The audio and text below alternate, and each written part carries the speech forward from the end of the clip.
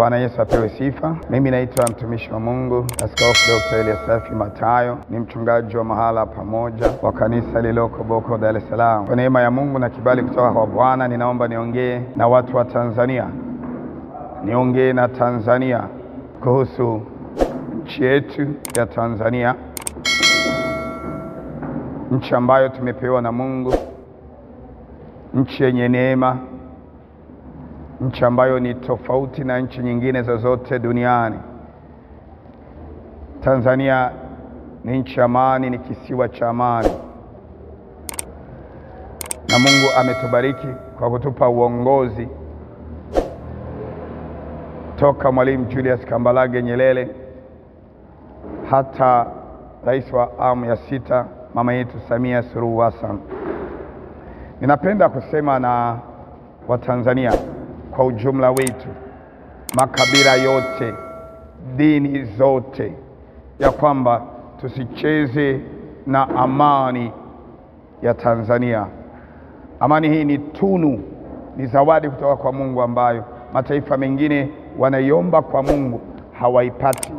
Tunayo sisi Tanzania kwa miaka mingi, na amani hii, ndugu zangu wa Tanzania, ilijengwa toka Mwalimu Nyerere, imejengwa. Hatubaguani kwa udini, hatubaguani kwa makabila, tunaishi pamoja. Kuna nyumba utakuta baba ni Mkristo, mama ni Muislamu, watoto ni Wakristo. Dini zinachanganyika Tanzania, watu wanapanga pamoja nyumba moja, wa dini tofauti, wenye imani tofauti. Sivyo ilivyo katika nchi nyingine. Amani unayoiona, utulivu unaoona, umefanyiwa kazi.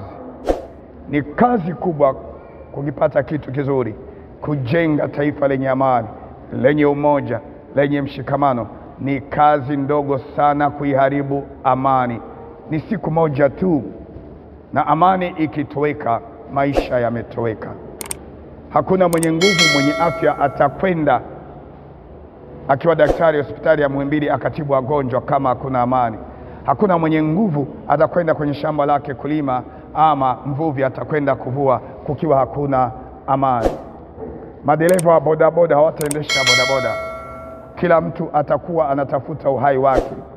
Ndio, inawezekana tuna mahitaji ya kimwili, wengine wanahitaji nafasi za kisiasa, lakini amani ni muhimu kuliko mtu mmoja. Amani ni muhimu kuliko mtu yeyote.